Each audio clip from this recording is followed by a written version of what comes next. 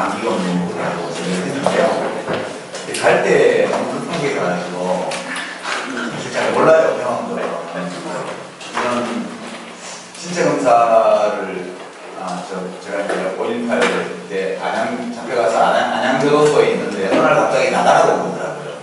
감옥이 너무 무거운데요. 군대를 안 갔다 온 학생들은 군대 가요. 근데 그거를 모르고 저희 그냥 나가라 그러니까 나왔는데 나와보니까 집에 신체 검사 통지서가 남아있더라고요. 근데 신체 검사를 받아야 될 거 아니에요. 그래서 신체 검사를 받으러 갔어요. 대구에 집에 가서.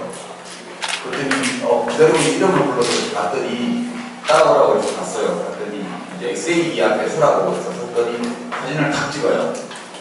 그리고 사진 찍고 돌아서는데 바로 병역 수첩을 주더라고요.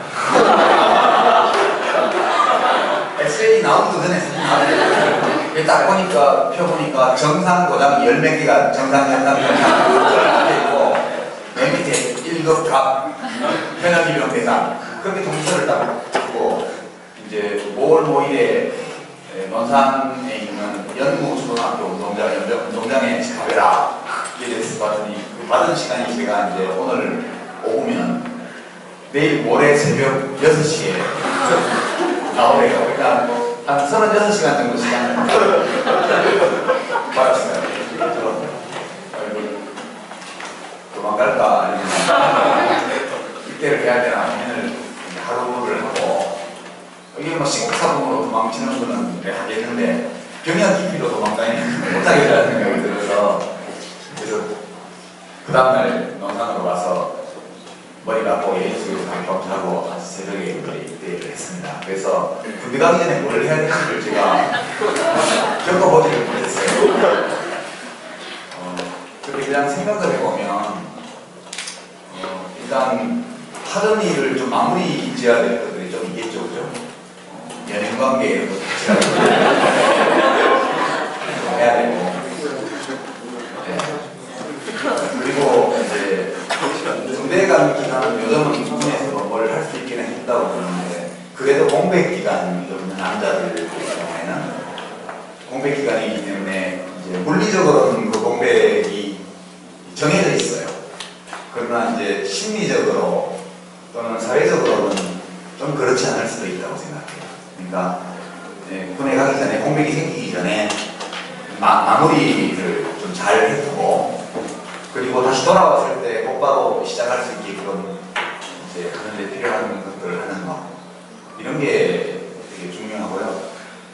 한 가지만 뭐 얘기하자면 애인이 없는 남자들 하나 만들어 놓고 가야 돼요. 네. 면회를 온 사람이 없으면 좀 외롭고요. 그리고 부모님이 면회 오시는 분 몇 번 나가고 나면 재미가 없어요. 그러니까 애인이 면회를 가야 돼요. 그 점은 좀은 힘들기도 하고 외롭기도 하고 때로는 아프기도 하는 군 생활을 할 때 되게 도움이 되는 거라고 생각을 합니다. 그밖에 잘 모르겠어요. 알아서 하십시오. 그 다음 질문이 있는데요. 하고 싶은 일을 하고 살려고 하셨는데 하고 싶은 일을 하기 위해서 하기 싫은 일을 더 많이 해야 한다고 생각합니다. 어떤 면에서 무슨이라고 생각하시지 않으시냐라는 질문이 있었거든요. 하기 싫다기보다 좀 힘드는 일들이 있죠. 하고 싶은 일을 하게 되는. 옛날에 우리 만화책 보면 어렸을 때 만화책 나오잖아요. 만화책을 보면 뭐 어떤 도사님한테 가서 뭘 도구를 배울 때 가면 뭐 석 달 동안 물만 길어 오라 그러고 또 석 달 동안 나무만 해오라 그러고 석 달 동안 밤만 지으라 그러고 또 심지어 3년 동안 그런 게 나오잖아요. 그런 게 있어요. 그러니까 사실 뭐 목수 집 짓는 사람이 되려고 하는데 집을 지려면 뭐 옛날 집을 짓는다, 한옥을 짓는다 그러면 사실 대패사용법이나 톱사용법이나 정사용법이나 뭐 이 나무를 자르는 방법을 익히고 이런 것들이 굉장히 기능적인 거기 때문에 힘들 수가 있어요. 그것이 몸에 익을 때까지. 축구 선수도 한국팀이 좀 어려워서 좀 그렇긴 한데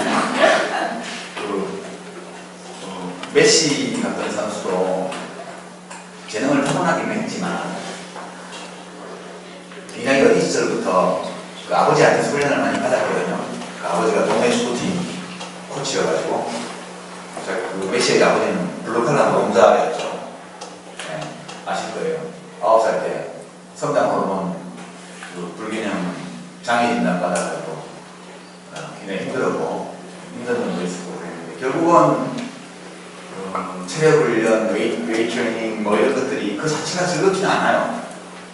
즐거운 수준을 넘어서는 훈련을 해야만 되기 때문에 그리고 볼 컨트롤이나 드리블을 하는 것도 그냥 지능만 있다고 되는 게 아니고 우리 요즘 해설로 또 인기가 있는 이영표 선수 보면 어렸을 때 엄청 볼 안 맞아가면서도 드리블을 했다고 그러잖아요. 드리블 하는 거 감독님들이 안 좋아하시는데 경기 중에는 드리블을 안 해도 학교하고 집하고 왔다 갔다 할 때 공을 몰고 다닌다 이런 식으로 해서 스스로 참고해 나가는 거거든요. 그러니까 어떤 기능을 익힌다는 것은 되게 반복적이고 지루한 어떤 과정이 동반되기도 해요. 저처럼 근데 제가 지금 태어났다면 아마 학과 선택을 경제학과 이런 걸 안 하고 언어학이나 역사학과를 갔을 것 같아요. 철학과라는 지금 일하면. 근데 그걸 학문을 하려면 배워야 되는 게 많잖아요. 한자로 외우는 거. 그 다음에 라틴어 완전 암기거든요. 라틴어를 알아야 서양 버전을 볼 수 있기 때문에 그것도 완전히 다 암기예요. 제 친구는 의사도 있는데 의사들도 완전 초치기로 외워서 시험을 나가요. 논리적인 연관이 있는 게 아니기 때문에 되게 외워야 돼요.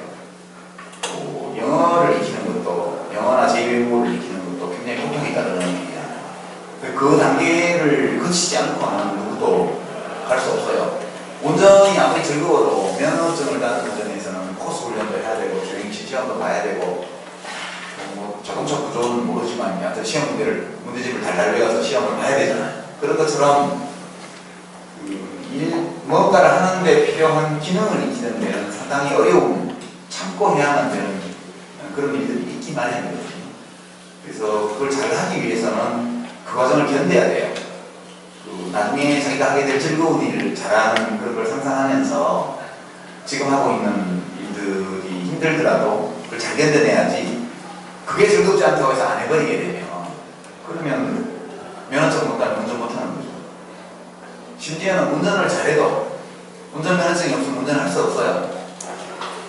이제 내 자랑까지만 제가 강의를 잘하거든요. 제가 대학에서 강의를 몇 년간 한 적도 있고 제가 경북대학교에서 했던 생활과학문제 동영상 그냥 무료로 볼 수 있게 인터넷에 다 올렸기 때문에 유튜브에서 사람들이 지금도 보고 있고요.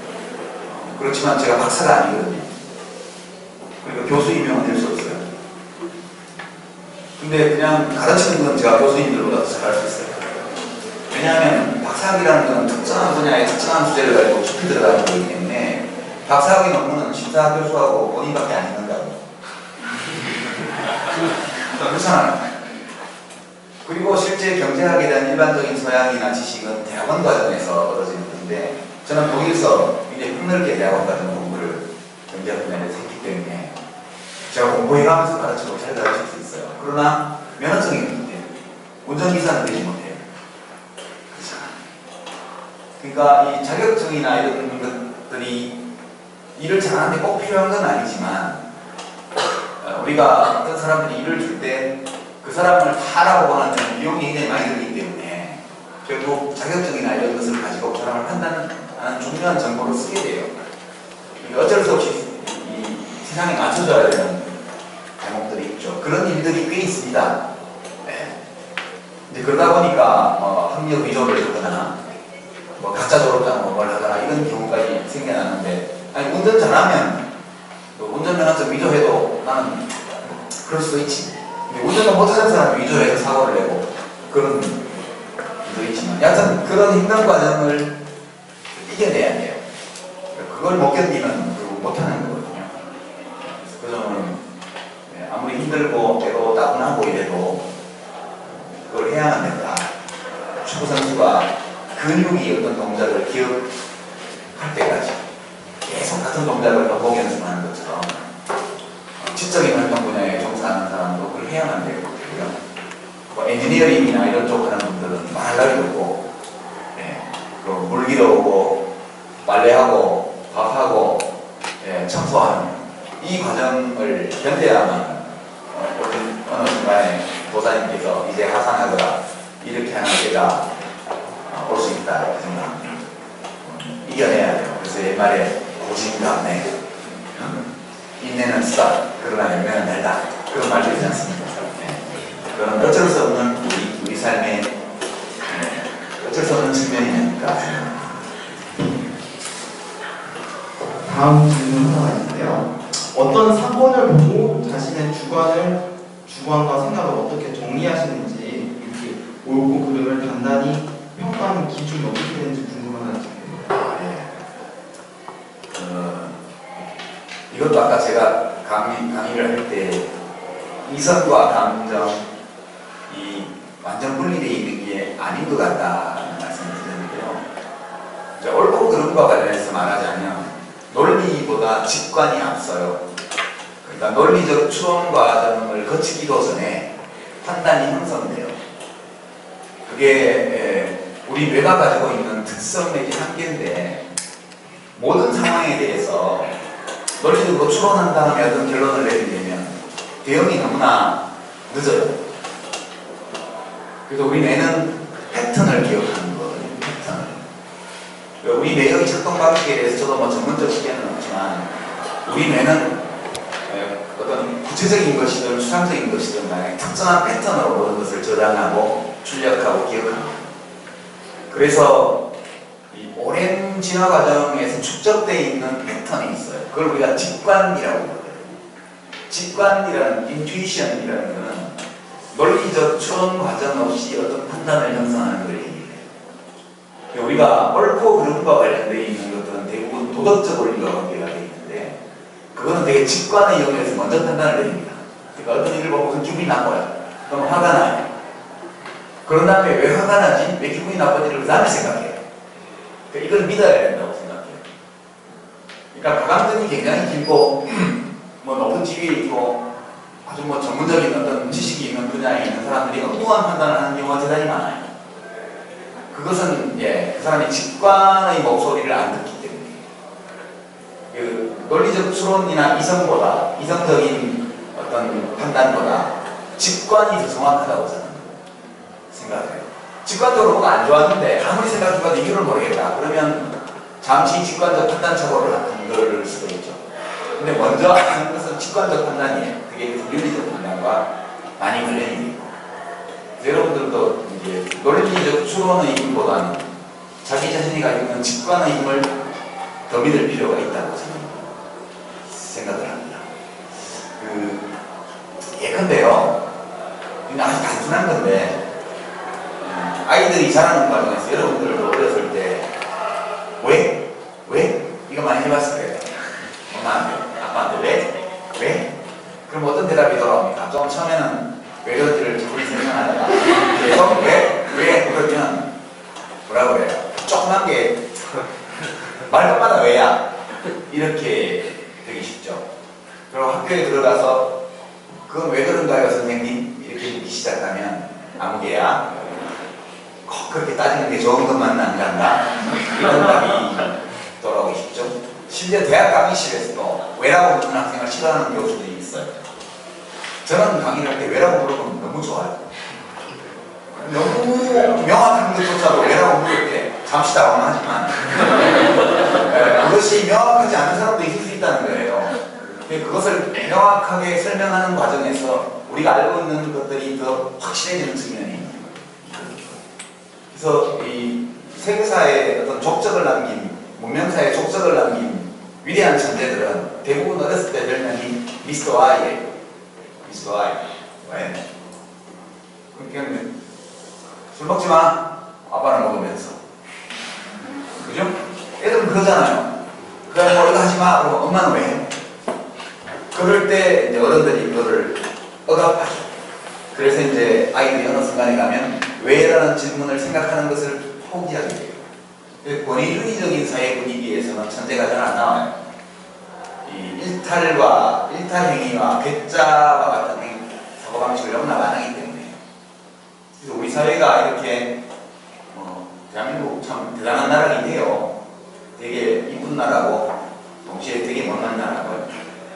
우리 현대사를 생각을 해보면 되게 추악한데 또 한편으로서는 되게 좀 대견해요. 저는 우리 역사, 우리 사회에 대해서 그런 느낌을 갖고 있는데, 우리 사회의 가장 큰 문제가 왜라는 질문을 의박하는 거, 그리고 다수의 사람들이 당연하다고 생각하는 거에 대해서 반기를 들거나 의문을 제기하는 거. 이게 괴짜 행동인데 이걸 잘 용납을 안 해요.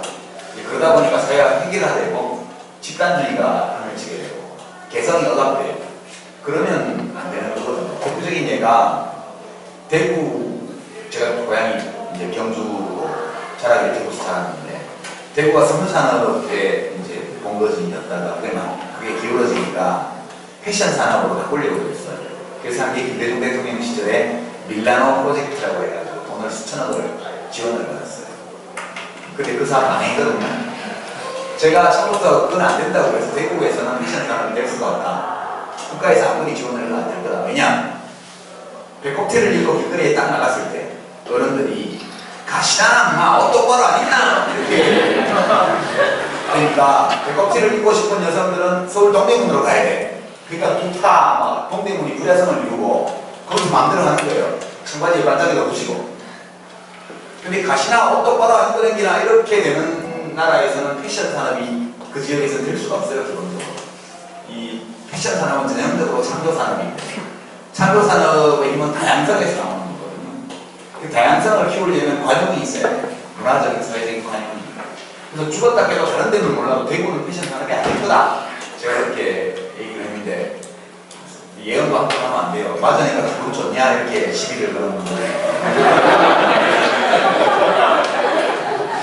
이야기가 떠오기로 갔는데, 결국은 그런 거죠. 우리가 왜라고 묻는 것에 대해서 이거를 존중을 해줘야 되고요. 그 다음에 대학도 우리 학생활동 열심히 하는 학생들은 그런 경험이 있을 텐데, 학교 당국에 가서 이런 거 개선 좀 했으면 좋겠다 얘기하면 서명받아와 그러잖아요. 서명받아와. 그건 니 혼자 생각이 아니라는 걸 인정해. 이게 참 이제 문제가 많은 태도예요. 누가 혼자서 갖고 와도 남이 생각 못한 걸 갖고 왔을 수도 있잖아요. 남들은 또 다 그렇게 생각하지만 용기가 없어서 말 못하는 걸 가져왔을 수도 있어요. 그냥 들어보고 그게 합리적이면 그래, 문제 해결을 위해 우리 함께 노력해보자. 만약 그 문제 해결을 하는데 많은 구성원들의 참여가 필요하다면 그래, 그럼 사람들과 함께 일을 하기 위해서 설명을 받아보자. 이렇게 가야 되는데, 뭔가를 가져오면 일단 개인 생각은 안 받아주는 거예요. 이렇게 돼 있어서 우리 사회가 좀 이러면 원래 집은 뭐였지? 어떤 사고를 보고? 네, 직관. 직관을 믿으셔야 돼요. 이야기가 어디로 가는데, 이 직관의 힘, 우리들의 이성은 많은 것들을, 그게 이성이라고 우리가 표현하지만 사실은 이성만이 아니고 감정과 감성, 이것이 다 포함되는 거예요. 그것이 우리의 유전자 속에 이미 프로그래밍 되어 있는 능력이거든요. 그걸 믿는 게 좋아요. 그렇게 해서 느낌이 딱 그렇다 그러면 일단 화가 난다 그러면 일단 화를 내고 그 다음에 생각하면 돼요. 군대 생활을 하면 석사를 했다. 일단 화가 나잖아요. 나는 못했는데. 나는 그렇게 못했는데. 나는 군대 생활을 엄청 빽빽이 쳤는데. 누구는 군대 가서 대학원을 다닌단 말이야. 뭔가 우리들이 가지고 있는 정의에 대한 직관적 관념을 침해하는 거예요, 이게. 이게 뭐가 잘못됐지라고 논리적으로 생각하기 전에 곧바로 이게 느낌이 오잖아요. 이 느낌이 굉장히 중요하다는 거예요. 여러분들 자신이 당면한 개인적인 문제를 판단을 할 때에도 어떤 논리를 세우기 전에 찜찜하면 그건 안 좋은 거예요. 찜찜하다는 것은 우리들의 직관이, 이 찜찜한 느낌은 뭐냐면 우리들의 직관적 판단력이 나에게 요구해보는 거야. 너 다시 생각해봐. 그 느낌을 잘 찾아나가야 돼요. 그거를 문학을 하는 분들은 마음의 소리를 들으라, 그런 말로 표현하죠. 그게 마음이 내는 소리거든요. 그 점을 여러분들께 좀 강조해 드리고 싶어요. 찝찝하면 마지막 질문.